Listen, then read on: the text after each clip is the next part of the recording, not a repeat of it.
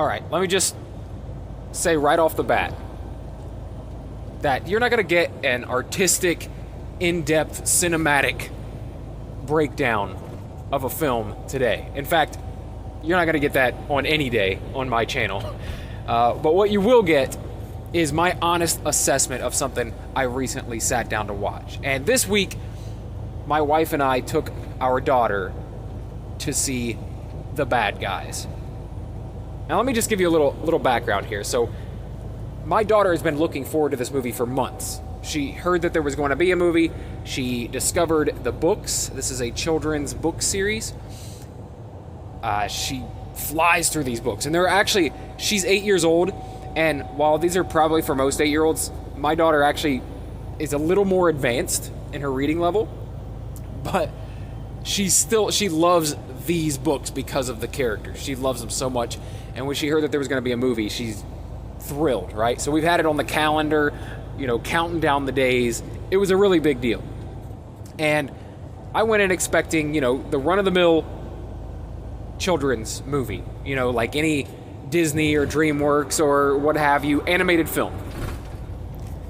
And I will tell you, I was absolutely surprised and thoroughly entertained by this film. It was completely unexpected. Like I said, I went in just expecting another kids movie. I've seen them all. We watch all of them over and over again in the theaters, on Disney Plus, on the streaming services, on DVD. We watch these films so much. And some of them are really fantastic, and I think that they don't get the recognition that they deserve in terms of like storytelling and filmmaking. But that's coming from a guy who thinks, the Marvel Cinematic Universe is one of the greatest elements of storytelling in the modern age. But so take it with a grain of salt. But I will say that this movie, I did not at all expect it to do what it did. The way they decided to tell this story, and let me just say that the story is based on different animals that have basically gotten a bad rap in children's stories. The icky animals, the scary animals, the big bad wolf, what have you, the spider. Okay, so these characters are, for example, one of the main characters is a wolf, and another is a spider, another is, a stingray, and a snake, right? These are the unlovable characters. And so, that's why this book series is called The Bad Guys. And what they do is they do crimes, basically. They pull off capers. Well, the way this film decided to do this was really clever. They basically took elements from every great heist film you've ever seen, all the great ones. But I everything from like The Italian Job to, classics. I don't know. I'm blanking right now. But what it took most from, I was thinking of Reservoir Dogs. It reminded me a lot of Reservoir Dogs in the beginning. Very Tarantino-esque with the way they do this walk and talk and conversation and quick banter, and the way they have conversations that have nothing to do with the plot. Really enjoyed that, like I said, Tarantino-esque element to the film. You can't tell I'm a huge fan of Tarantino's work. But anyway,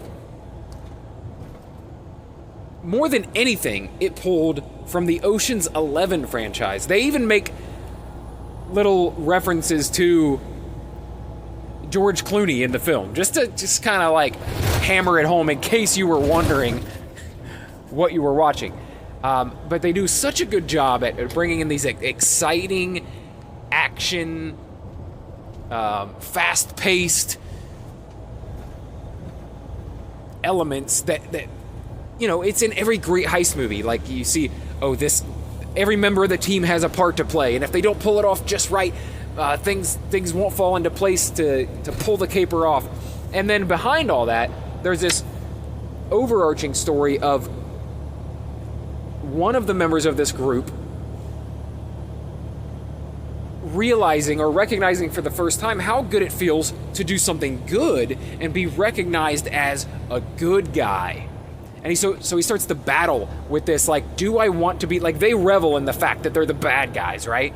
But you can kind of see that there's a little something behind that, where it's like they're basically doing it reluctantly. They have no other choice. They've been seen as the bad guy forever, and everyone's always going to see them as a villain. So what they do is they embrace it and they act like they love it, and perhaps they do to a certain extent. They love being the notorious bad guys. They pull off bank robberies and jewel heists and all these, stealing art from galleries, and it's fantastic. Like I said, Italian Job, Ocean's 11, Reservoir Dogs. It has it all, but in a kid-friendly way. But it's still enough of an adult story and adult storytelling that it's amazing for all ages. And yeah, I can't say enough about it, man. It really did catch me off guard. It was a cute movie. My daughter loved it, but also my wife and I loved it as well. And for me, who's like really into like action, drama, heist stuff, my wife, I don't know, she might be into some of it, but I love all that stuff. Action, superheroes, and I really love the heist stuff, right? Spy thrillers and stuff like that. And this had all the elements of like all the greatest heist movies I've ever seen, and all put into a family-friendly film that everyone can enjoy. I just can't say enough about it. And definitely this is going to be one that we're going to be revisiting when it's out on streaming, probably over and over again. I love the characters. I especially loved the snake. The wolf is kind of the main character in the story, but I really love the snake in this story. He's a trip. Anyway, I don't have a whole lot more to say about it, except for that if you were thinking about seeing this or taking your kids to see it, don't think any longer. Just go do it, because it really is one of those fantastic films that isn't just for kids. Everybody can enjoy it, and even if you weren't watching it with your kids, I feel like you would enjoy it. So yeah, go check it out. The Bad Guys. It's in theaters now. Just came out Friday. We were there the day it dropped. Like, really big deal for the family, right? But I was not expecting for it to be that big of a deal to me as well. All right. If you enjoy videos or podcasts like this where I review movies and talk about entertainment and pop culture, then please subscribe to the channel, or favorite or follow the podcast, and like the video, share it with people who might be interested in a review of this film. And yeah, if you decide to stick around and subscribe to the channel or favorite or follow the podcast, then I will likely talk to you again tomorrow. Thanks.